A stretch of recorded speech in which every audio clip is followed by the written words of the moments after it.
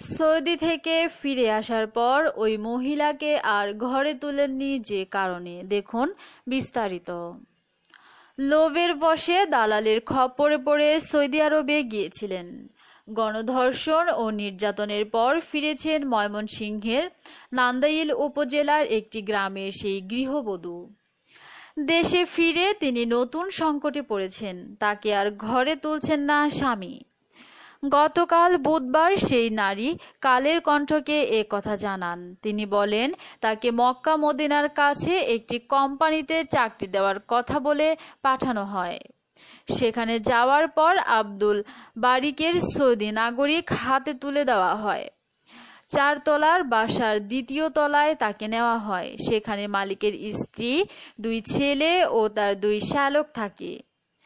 যাওয়ার দিন থেকে একটি কক্ষে নিয়ে চলে যায়, উপর যৌন নির্যাতন। চিৎকার করলে মালিকের স্ত্রী চাবুক দিয়ে পেটাতেন।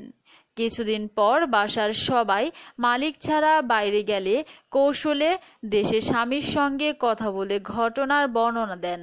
এটা জানার পর বেপরোয়া হয়ে ওঠেন মালিক। বাইরে থেকে লোক এনে নির্যাতন চালানো হয়। এক পর্যায়ে বাসা থেকে পালিয়ে গিয়ে পুলিশের হাতে ধরা দেন গৃহবধূ। সেখান থেকে এক দালাল তাকে ছাড়িয়ে নিয়ে যায়, পরে আরেকজনের কাছে বিক্রি করে দেয়। সেখানেও যৌন নির্যাতন চলে। এক পর্যায়ে গুরুতর অসুস্থ হলে দালাল চক্রটি তাকে মিথ্যা অপবাদ দিয়ে পুলিশের কাছে হস্তান্তর করে। এরপর 19 দিন জেলে থাকতে হয়। সেখান থেকে গত 11 মার্চ দেশে পাঠানো হয় তাকে। বিমানবন্দরে নেমে কাউকে না পেয়ে তিনি নরসিংদী ছেলেদের কাছে গিয়ে পরদিন স্বামীর বাড়ি নান্দাইলে আসেন। ওই নারী জানান, স্বামীর সংসারে এসে তিনি সবার কাছে ভর্ৎসনার শিকার হয়েছেন। তাকে অপমান অপদস্থ করা হয়। সেই মুহূর্তে চলে যেতে বলে সবাই। 5 বছর বয়সী কন্যার অসুস্থতার কারণে 1 সপ্তাহ কোনোমতে ছিলেন। স্বামীর মানসিক নির্যাতনের কারণে থাকা সম্ভব হয়নি। বাড়ি ছেড়ে চলে যেতে বাধ্য করা হয়।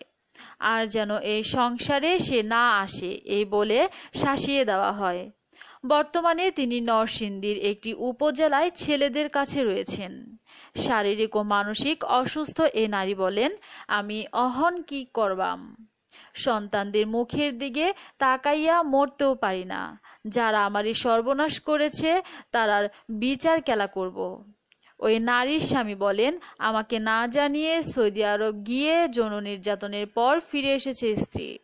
এই ঘটনা এলাকার লোকজন জেনেছে। এখন সমাজের ভয়ে তাকে বাড়িতে রাখা সম্ভব না, এই জন্য তাকে বাড়ি থেকে তাড়িয়ে দেওয়া হয়েছে। অন্যথায় এলাকার লোকজন আমাকে সমাজচ্যুত করতে পারে। উল্লেখ্য, তাকে নিয়ে গত 15 জানুয়ারি কালের কণ্ঠ সৌদি আরব থেকে স্বামীর কাছে ফোন, ওরা নির্যাতন করছে শিরোনামে একটি প্রতিবেদন প্রকাশ করে। এই প্রতিবেদনে উল্লেখ করা হয়, 17 বছর আগে বিয়ে হয় তার। 2 ছেলে ও 2 মেয়ে রয়েছে। তার স্বামী ঢাকায় একটি রড সিমেন্টের ব্যবসা প্রতিষ্ঠানে কাজ করেন। 5 বছর আগে রড বহন করার সময় এক দুর্ঘটনায় তিনি গুরুতর আহত হয়ে বাড়িতে চলে আসেন। বা কাঁধ ভেঙে গেলে সয় সম্বল বিক্রি করে আর সুস্থ হননি। এ অবস্থায় সম্পূর্ণ কর্মহীন হয়ে পড়েন তিনি। 7 সদস্যের পরিবারে চলে অভাব অনটন। কিছুদিন পর স্ত্রী 2 ছেলেকে নিয়ে নরসিংদী চলে যান। সেখানে ছেলেরা রিক্সা চালায় আর তিনি একটি সুতার কারখানায় কাজ নেন। গত বছরের নভেম্বরে এলাকার কয়েক নারী জানায় তারা সৌদি আরব যাবে চাকরি করতে। সেখানে গেলে কোনো টাকা পয়সা লাগবে না, বেতন হবে 20,000 টাকা। এই কথা বিশ্বাস করে স্বামীকে না জানিয়ে সৌদি আরব যান তিনি। নির্যাতনের কথা স্বামীকে জানিয়ে ফোন করেন।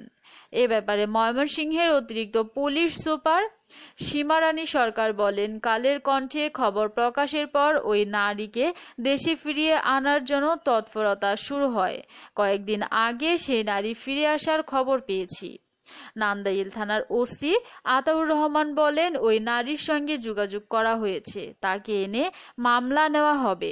এরপর কথিত দালাল মোহাম্মদ শাহজাহান সহ চক্রটিকে আইনের আওতায় আনা হবে। প্রিয় দর্শক, দেশ বিদেশের নিত্য নতুন তথ্য পেতে আমাদের চ্যানেলটি সাবস্ক্রাইব করুন। ধন্যবাদ সবাইকে।